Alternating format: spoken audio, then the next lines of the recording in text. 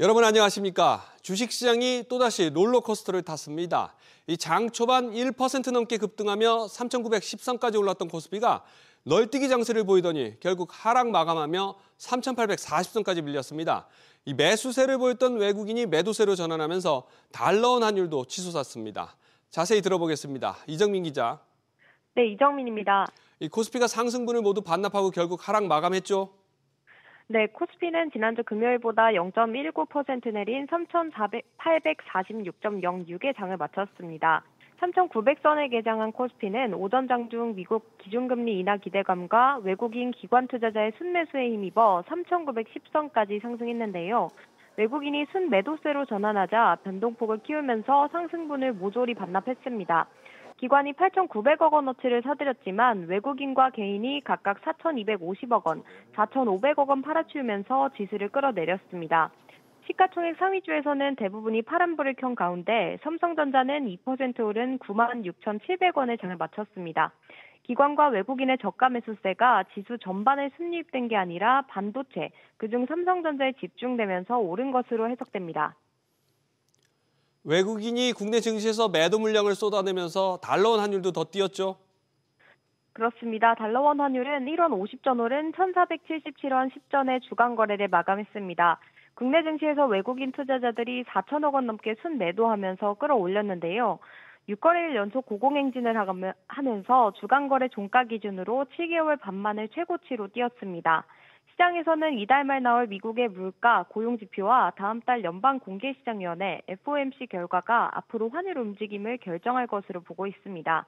연준이 기준금리 인하를 결정할 경우 환율이 1,470원 선 아래로, 반대로 긴축 기조가 재부각되면 1,500원 선을 뚫을 것으로 관측됩니다. SBS 비즈 이정민입니다. 들으신 대로 이 달러원 환율이 1,500원에 한 발 더 다가섰습니다. 환율이 고공행진을 거듭하면서 주유소 기름값도 치솟고 수입 물가까지 오르며 밥상 물가도 들썩이고 있습니다. 이어서 이한나 기자입니다. 주유소 기름값이 연일 오르며 서민 부담이 커지고 있습니다. 200원 가까이 올랐으니까 출퇴근하는데 원래는 한 2번 넣는 거 지금은 한 3번 넣어야 되니까 그리고 지방에서 또 출퇴근하는 사람들은 그게 또 한계가 있죠. 최근 국내 주유소 휘발유 값은 4주 연속 상승하면서 2년 만에 최고치를 찍었습니다. 올 들어서는 4% 넘게 올랐는데 2.2% 오른 소비자 물가와 비교하면 상승폭이 갑절에 이릅니다. 환율이 크게 오르면서 수입 원가가 높아져가지고 휘발유 값이 높아지고 있다 이렇게 볼 수 있습니다. 유류세 인하폭의 2차례 축소도 가격을 밀어올렸습니다. 지난 5월과 11월 인하폭 조정으로 각각 40원, 25원의 인상 요인이 발생했습니다. 정부는 지난 13일 석유시장 점검회의를 열어 업계의 가격 인상 자제를 요청했지만 정유사 공급 가격도 여전히 오름세입니다. 반면 국제유가는 러시아, 우크라이나 전쟁 리스크 완화 기대와 미 연방준비제도의 금리 인하 불발 가능성에 하락세를 보이고 있지만 국내 반영까지는 2주에서 3주 시차가 있어 당분간 가격 부담은 이어질 전망입니다. SBS 비즈 이한나입니다. 환율 급등은 금융권에도 달갑지 않은 소식입니다. 이 달러 자산의 원화 환산액이 늘어나면서 자본 비율에도 영향을 주기 때문입니다. 이렇게 되면 특히 배당 등 주주 환원은 물론이고 대출에도 악영향을 줄 수 있어서 금융권도 긴장하고 있습니다. 계속해서 이한승 기자가 보도합니다. 환율이 오르면 은행이 가진 달러 자산의 원화로 환산한 금액이 늘어납니다. 이렇게 되면 위험한 자산으로 잡히는 자산 규모도 늘어나면서 은행이 위기 상황을 버티는 힘, 즉 자기자본 비율이 떨어지게 됩니다. 은행은 CET1, 보통주 자본 비율을 기준으로 주주 환원을 결정하는데 이 비율이 낮아지면 여유 자본이 줄어들기 때문에 배당이나 자사주 매입 규모도 줄어들 수 있습니다.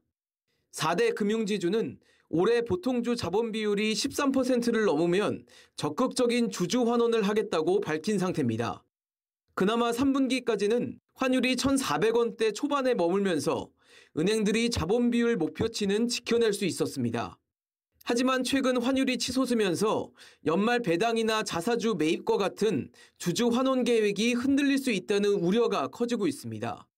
금융권은 이미 보통주 자본 비율이 금융당국 규제 기준을 훌쩍 넘어서고 있고 환해지를 적극 실시하는 등 환율 변동에 대비하고 있다는 입장입니다.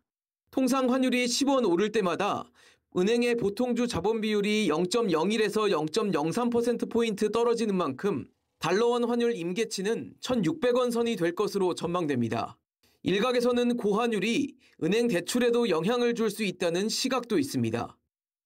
전반적으로 수익 구조 같은 것들이 악화되게 되고 경기가 좀 이것 때문에 어려워진다고 하면은 아무래도 대출 문턱 같은 것도 좀 오를 수 있는 상황은 된다라고는 보시면 될 것 같아요. 정부의 생산적 금융 확대 기조에 환 리스크까지 더해지면서 은행들의 건전성 부담은 더욱 커질 전망입니다. SBS 비즈 이한승입니다. 외환위기의 금융위기 때처럼 이 환율이 1,400원대 중후반에서 내려올 기미가 보이지 않자 정부가 국민연금을 활용한 환율 안정화 방안 논의를 시작했습니다. 외환당국과 국민연금이 사자협의체를 구성했는데 환율 안정을 위해서는 외환시장의 큰손으로도 불리는 이 국민연금 개입이 불가피하다는 인식이 작용했습니다. 취재기자 연결해 보겠습니다. 이광호 기자. 네, 이광호입니다. 이 국민연금이 외환시장에서 이 환율 안정 소방수로 등판하는 분위기군요. 그렇습니다. 기획재정부는 기재부와 보건복지부, 한국은행과 국민연금이 국민연금의 해외 투자 확대 과정에서 외환시장 영향 등을 점검하기 위한 사자협의체를 구성했다며 첫 회의를 개시했다고 밝혔습니다.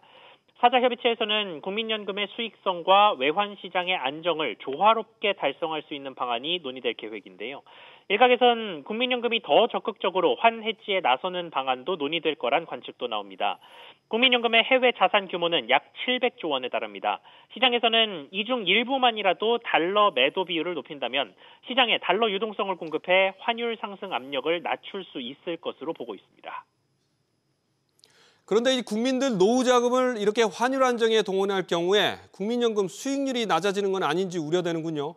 그렇습니다. 국민연금을 환율 안정수단에 동원하는 것 자체가 연금 운용에 부정적인 영향을 줄 뿐 아니라 말씀하신 것처럼 인위적인 환 해지가 노후 자금인 기금의 수익률을 갉아먹을 수도 있다는 지적입니다. 국민연금을 동원하는 게 일시적으로 환율을 안정시킬 수는 있겠지만 미봉책에 불과하다는 겁니다.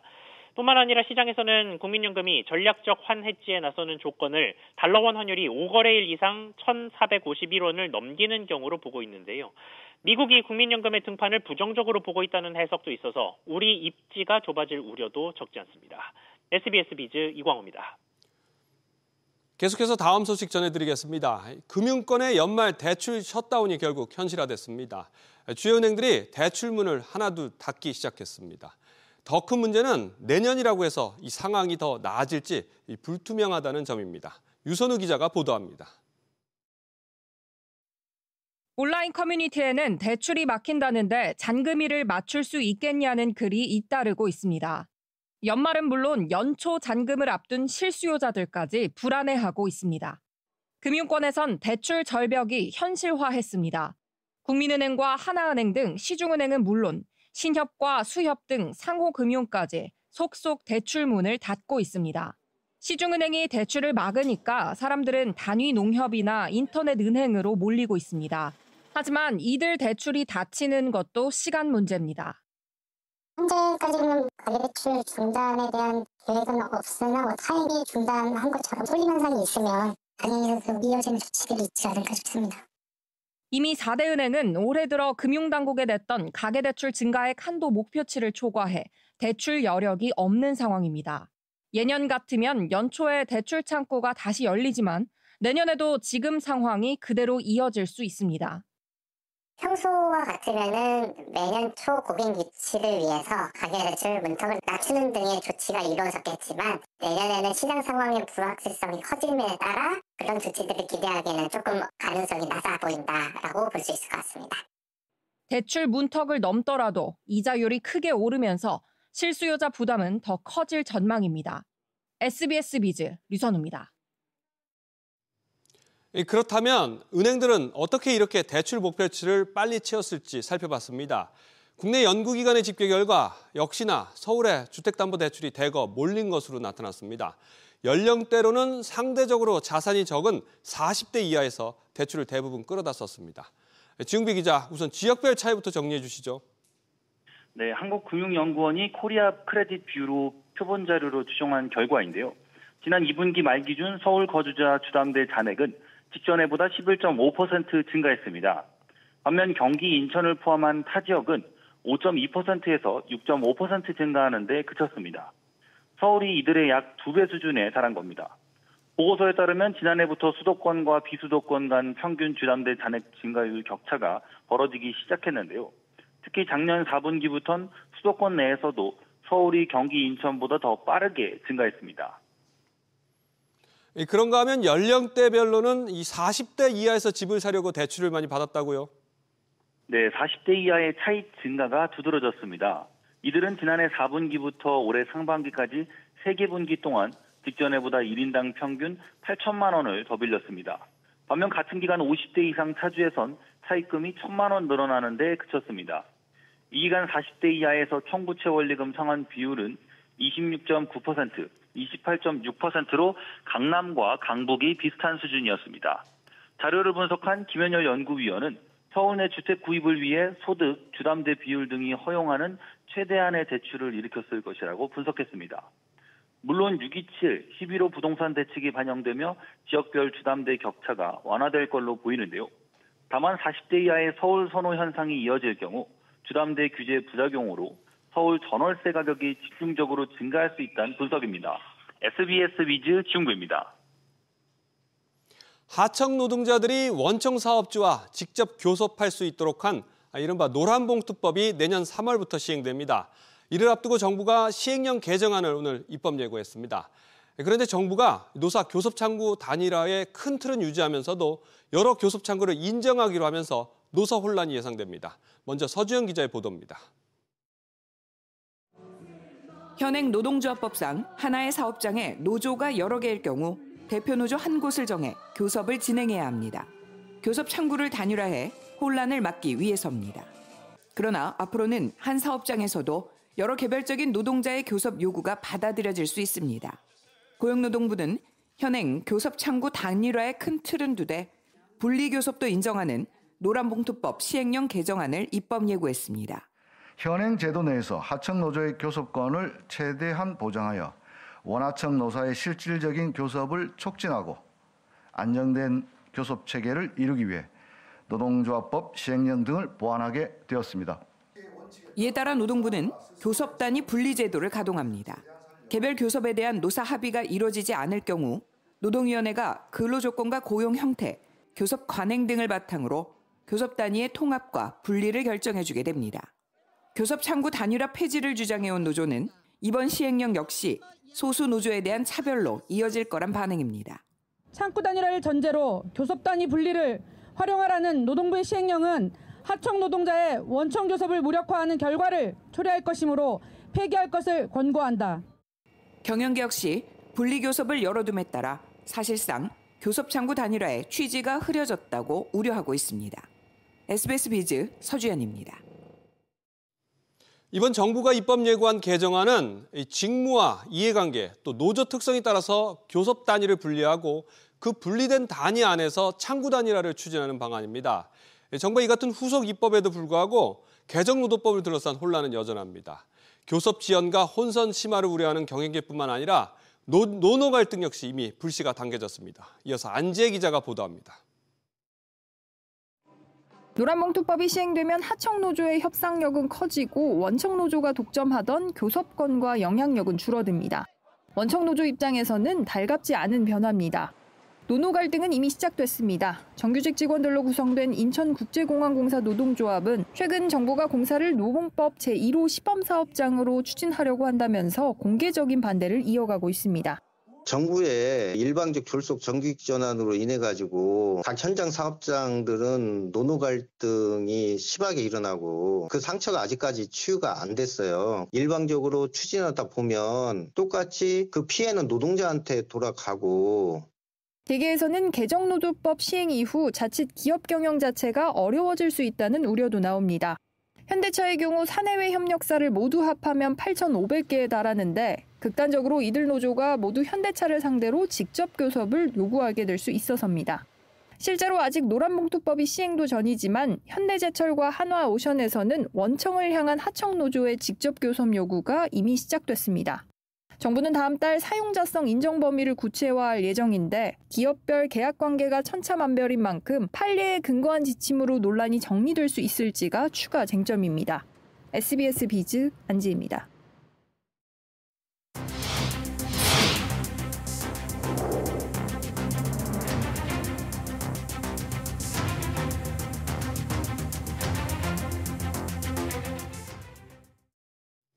여야정이 배당소득 분리과세 최고세율을 25%로 낮추고 또 적용 시기도 1년 앞당기는 것에 공감대를 이뤘습니다.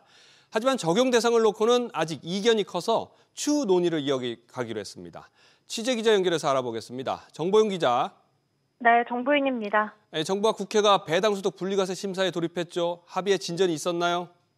네, 국회 기획재정위원회는 오늘 오전 조세 소위를 열고 배당소득 분리과세 법안 심사에 착수했는데요. 여야와 정부는 회의를 통해 최고세율을 25%로 인하하고 적용 시기를 1년 앞당기는 방향의 공감대를 형성했습니다.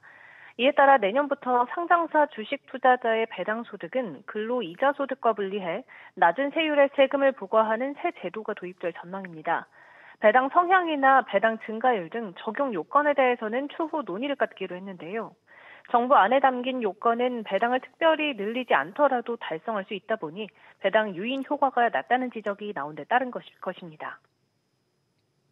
배당소득 분리과세에 대해서는 여야가 어느 정도 의견 접근을 이뤘는데 하지만 예산안을 놓고는 여전히 신경전이 계속되고 있다고요? 네, 그렇습니다. 국회 예산결산특별위원회 예산안 조정소위원회 내 소소위의 가동과 함께 여야는 삭감 여부를 놓고 맞붙었는데요. 국민의힘은 내년도 예산안에 대해 가짜 AI 예산안이라며 지역사랑 상품권과 대통령실 특활비, 대미 투자 대응 등의 감액을 주장했습니다. 더불어민주당은 원안 유지 입장을 고수하며 오는 27일까지 소소위를 진행하고 28일 예결위 전체 회의에서 예산안 의결에 나설 계획인데요. 법정 기한인 다음 달 2일까지 반드시 처리하겠다는 의지를 보이고 있는 만큼 여야 간 대치는 불가피할 전망입니다. SBS 비즈 정부인입니다. 정부는 최근 한미 관세 협상이 타결되는 과정에서 기업인들의 헌신이 적지 않았다면서 금산분리 완화 등 규제 완화 방침을 시사했습니다. 하지만 정책 추진 과정에서 이 부처 간 온도차가 감지되는가 하면 다른 한쪽에서는 이 기업들을 옥죄는 추가 상법 개정안이 동시에 추진되면서 혼란이 가중되고 있습니다. 조슬기 기자의 보도입니다. 정부는 미국과의 관세 협상에서 재계 지원에 감사를 표하며 규제 완화 방침을 시사했습니다. 기업들이 자유롭게 창의적으로 힘있게 전 세계를 상대로 활동할 수 있도록 만드는 게 정부의 중요 역할이기 때문에 정부는 AI 등 신산업 투자에 한해 일반 지주회사의 금융자회사 지배를 허용하는 방안 등을 검토하고 있고 여당도 관련 법을 발의한 상태입니다. 그러나 경제부처 수장과 주무부처 장관이 금산분리 완화를 놓고 온도차를 드러내며 혼선을 빚고 있습니다. AI와 반도체 시장의 글로벌 패권 경쟁 속에서 수백조 원대 투자가 이루어지는 현실을 감안하면 국내 기업들에게도 대안이 필요한 상황입니다.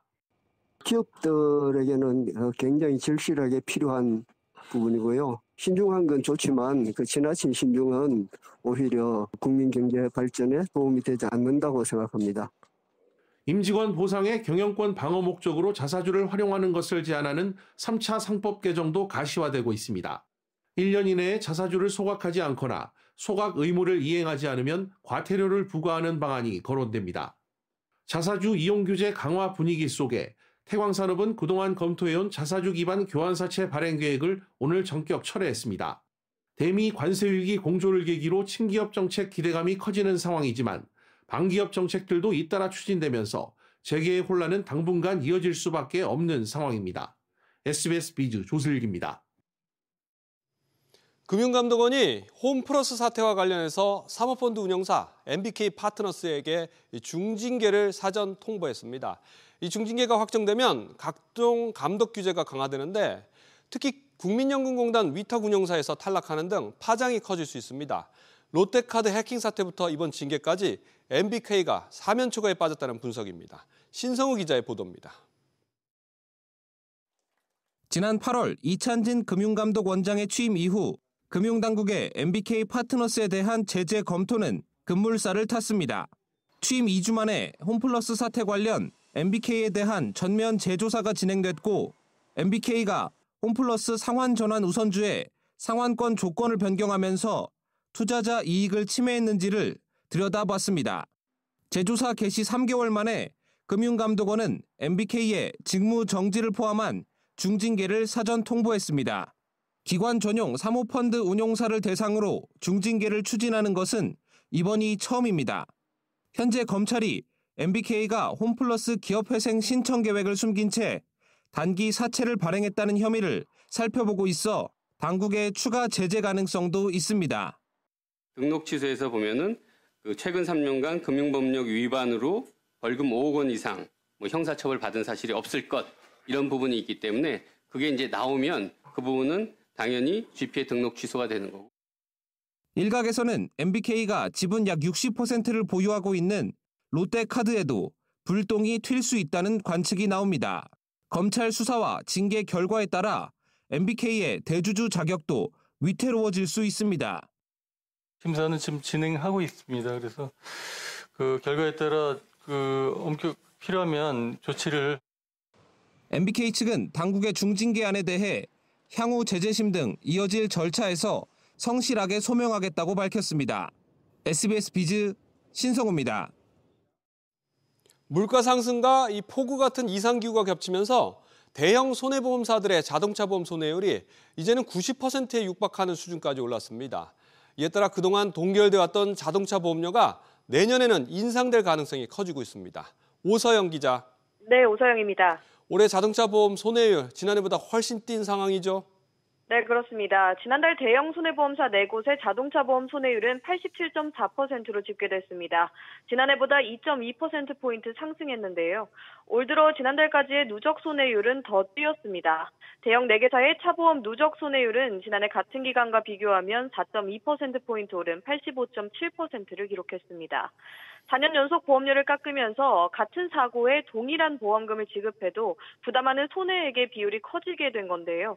여기에다 정비요금 인상, 또 부품비와 수리비, 최저임금 등의 원가가 모두 상승하면서 손해율은 더 악화됐습니다.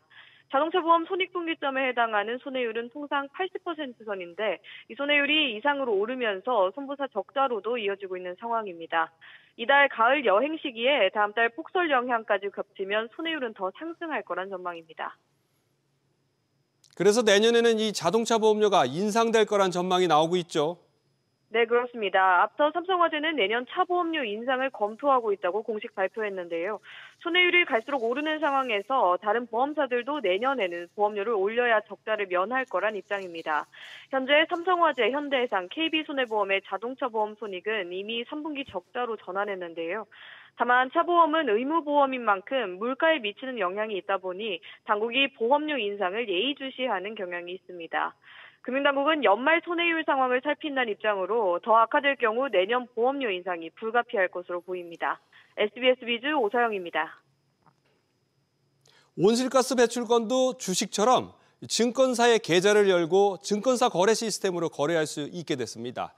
정부와 업체들 사이의 거래 시장이기 때문에 일반 소비자들의 관심 영역 밖이었는데 이번에 큰 폭의 개방이 이루어졌습니다. 엄하은 기자, 온실가스도 주식처럼 증권사 거래 시스템에서 거래를 할 수 있다고요? 그동안은 한국거래소를 통해 직접 배출권을 거래해야 했지만 주식처럼 증권사 거래 시스템을 통한 거래가 가능해졌습니다. 위탁 거래를 원하는 업체는 배출권 등록부 거래 방식 변경을 신청한 뒤 증권사의 계좌를 개설하면 됩니다. 할당 대상 업체는 위탁 거래와 직접 거래 중 하나를 선택해야 합니다. 앞서 배출권 거래제 시행령 개정에 따라 배출권 할당 업체뿐만 아니라 보험사, 은행, 집합 투자업자 등도 배출권 시장에 참가할 수 있게 됐습니다. 이에 따라 배출권 시장에 참여할 수 있는 곳은 할당 대상 800개 업체와 금융기관 등으로 확대됐습니다. 단 금융기관과 연기금은 위탁 거래를 통해서만 배출권 거래가 가능합니다. 현재 개인 투자자들은 배출권 ETF 등을 통한 간접 참여만 가능한데요. 기후에너지 환경부 등이 개인 투자자들도 현물 거래 시장에 직접 참여할 수 있도록 추진하고 있지만 가능 시점은 미정입니다. 그럼 이번 온실가스 배출권 위탁 거래 어느 증권사부터 시작됐죠? NH투자증권이 국내 증권사 중 처음으로 탄소 배출권 위탁 매매 서비스를 오늘 시작합니다. 지난해 NH투자증권은 배출권 거래 중개업 시범 참여자로 선정된 바 있는데요. 이후 배출권 등록부를 관리하는 기후부 온실가스 종합정보센터와 한국거래소, NH투자증권이 위탁거래 시행을 위한 정보 시스템을 구축해 왔습니다. 올해 초 위탁거래 개시가 예상됐지만 시스템 개발 등의 이유로 11월로 미뤄진 건데요. 이에 따라 내년부터 탄소 배출권 거래가 활성화될 것이란 기대감이 커지고 있습니다. SBS 비즈 엄하은입니다. 정부와 서울대가 제조업 현장에 쓰일 AI 모델 공동 개발에 나섭니다. 산업통상부는 오늘 서울대와 제조업 AI 전환 얼라이언스 협력을 위한 업무 협약을 체결했습니다. AX라는 큰 절대절명의 과제 앞에서 힘을 모으지 않으면 안 될 만큼 절박한 상황이라는 면에서 서울대와 산업부가 만들어내는 이 인연을 통해서 새로운 성장 동력을 만들어내는 그 귀한 발걸음을 뗐으면 하는 바람입니다. 정부는 서울대 연구진과 함께 세부 AI 모델 개발에 착수하고 R&D 과제, 인턴십에 서울대 학생들의 참여를 지원할 계획입니다.